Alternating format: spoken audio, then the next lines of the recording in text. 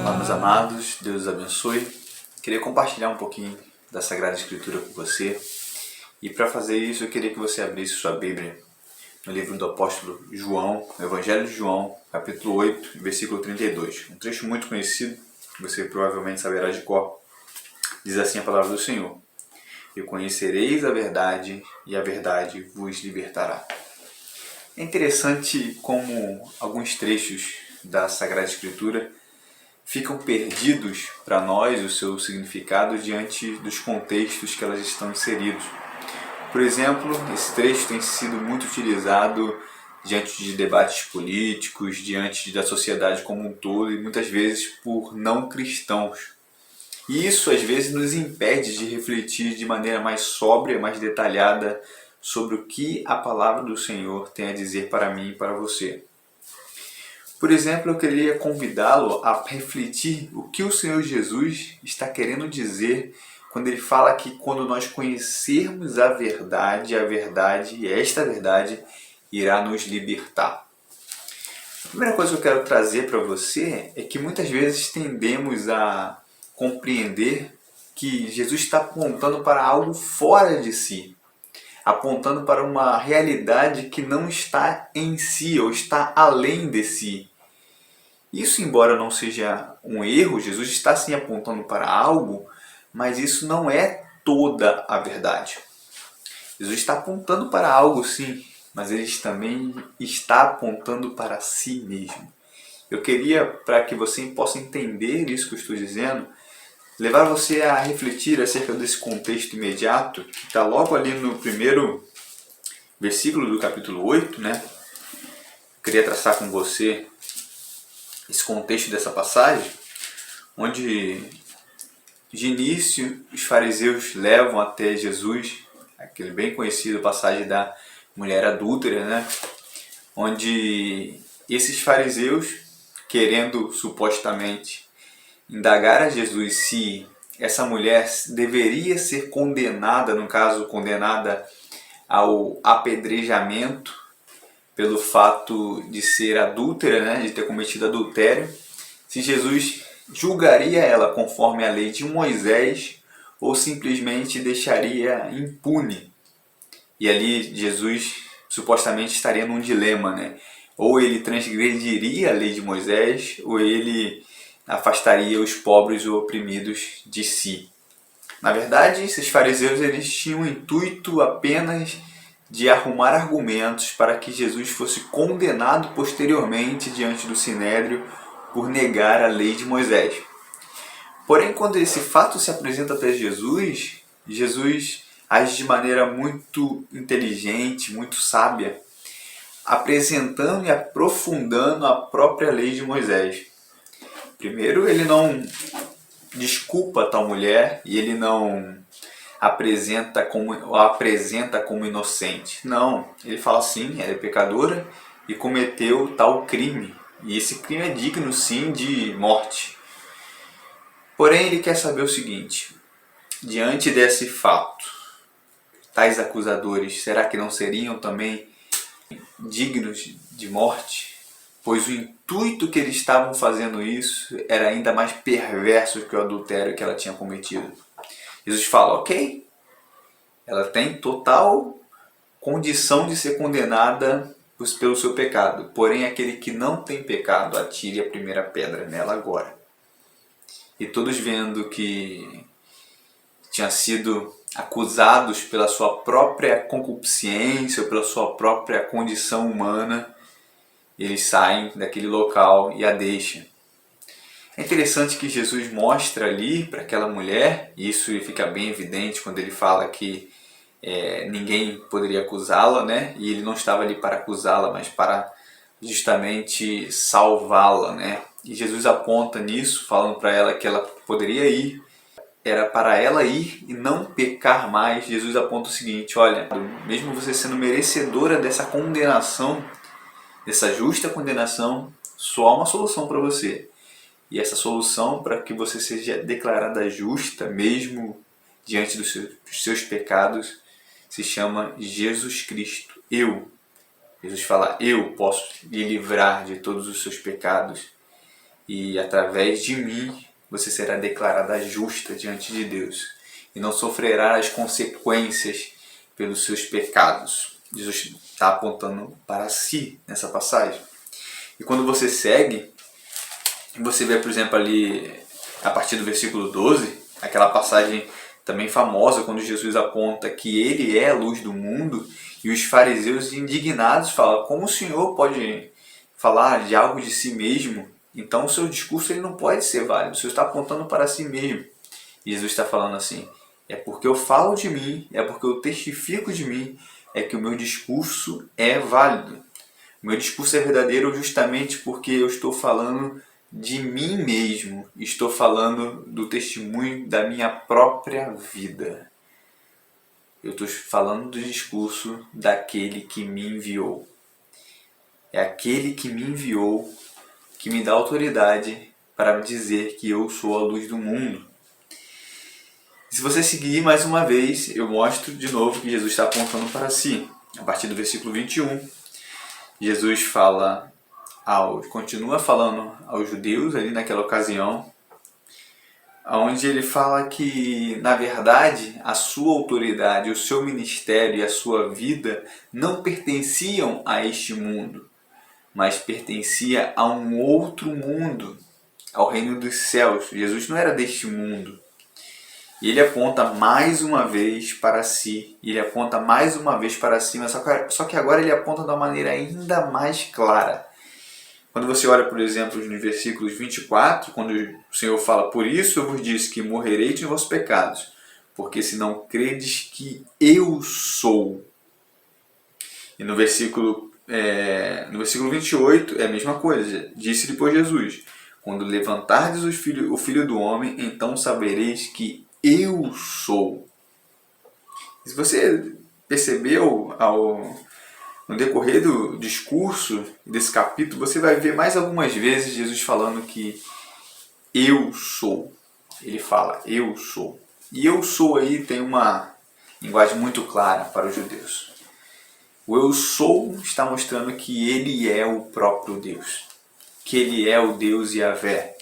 O Deus Todo-Poderoso, o único que é, o Deus que existia antes de Abraão existir, o Deus que sempre foi, o Deus que sempre foi e sempre será. Jesus está apontando mais uma vez para si. O que você quer dizer com isso, Maico? O que você quer dizer com isso? Você dá uma olhadinha, por exemplo, no versículo 31, o versículo que antecede, o versículo que nós lemos. Disse depois Jesus aos judeus que haviam crido nele, se vós permanecerdes na minha palavra, sois verdadeiramente meus discípulos e conhecereis a verdade, e a verdade vos libertará.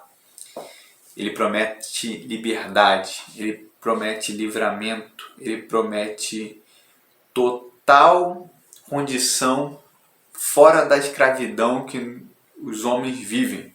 Diante do Deus que promete àquela mulher a justiça, não mais segundo os seus pecados, mas diante da justiça do próprio Cristo.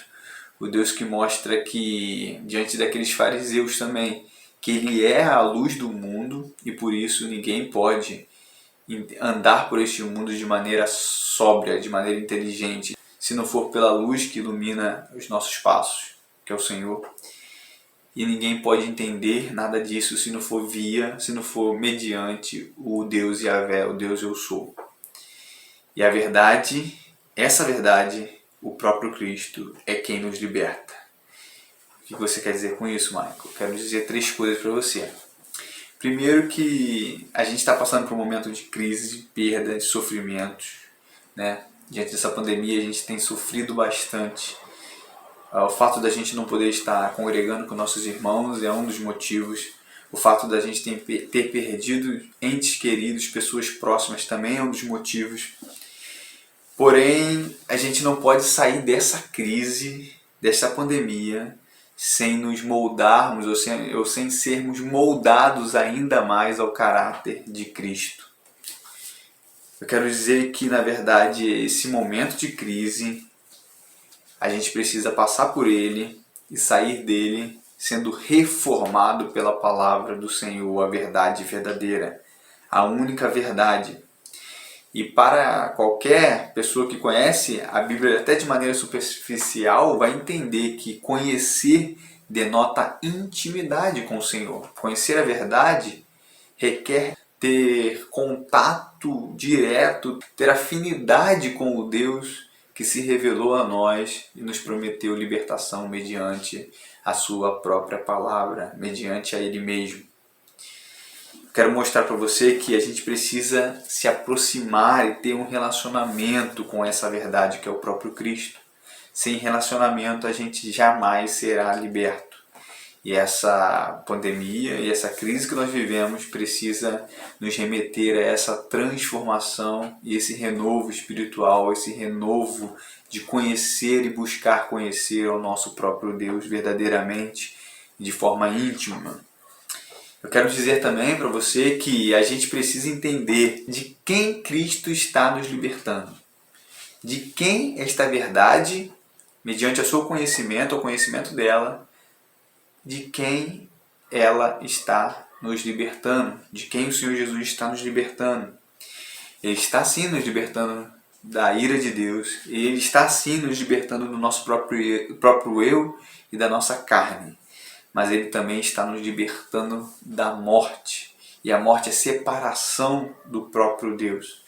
E essa separação ela é quebrada na morte de Cristo.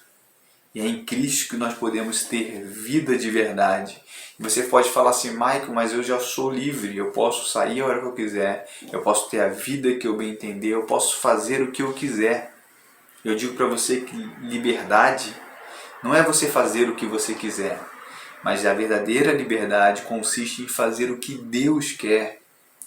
Porque somente fazendo o que Deus quer nós podemos ter vida de verdade, podemos ser livres, porque somente o Senhor é livre. E Ele nos fez para ter vida nele, e Ele nos fez para ter satisfação plena nele. E o homem só encontrará prazer, só encontrará sentido na sua vida quando nós formos cativos à sua própria vontade. Então a liberdade está justamente em fazer a vontade de Deus.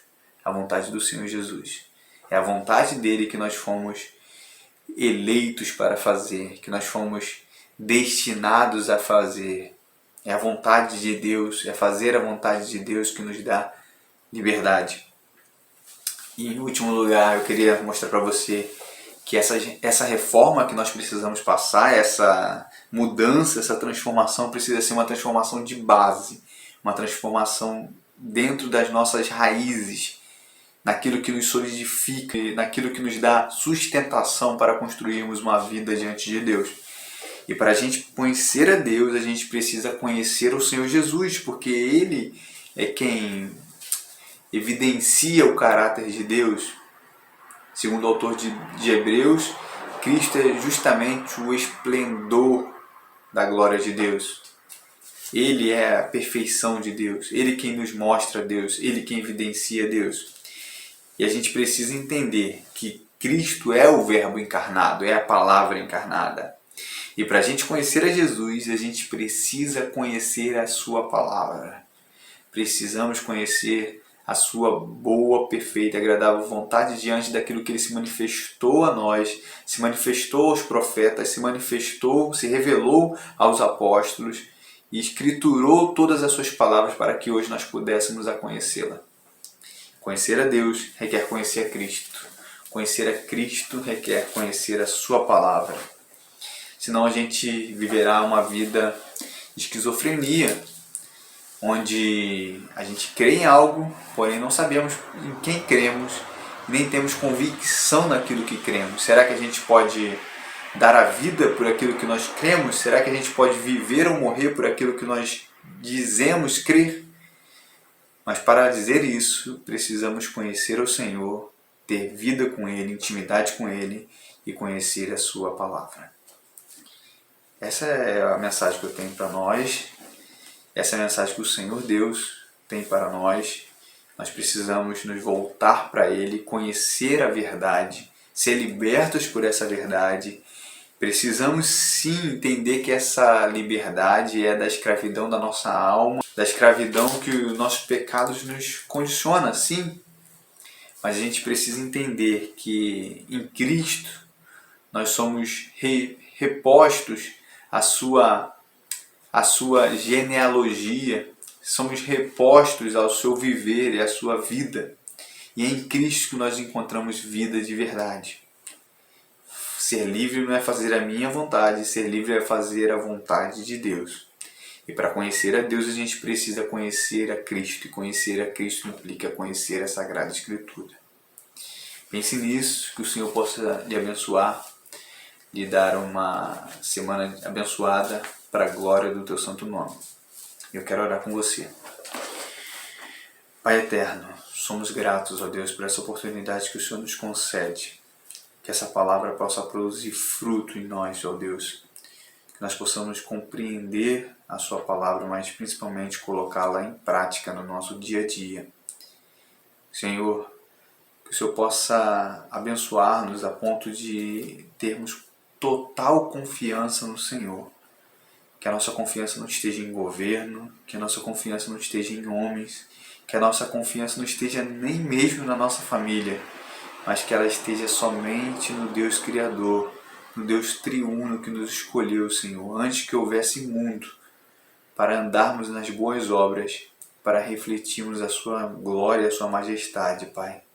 Que Cristo seja tudo em nós. Te oramos assim e te agradecemos, no nome do Senhor Jesus. Amém.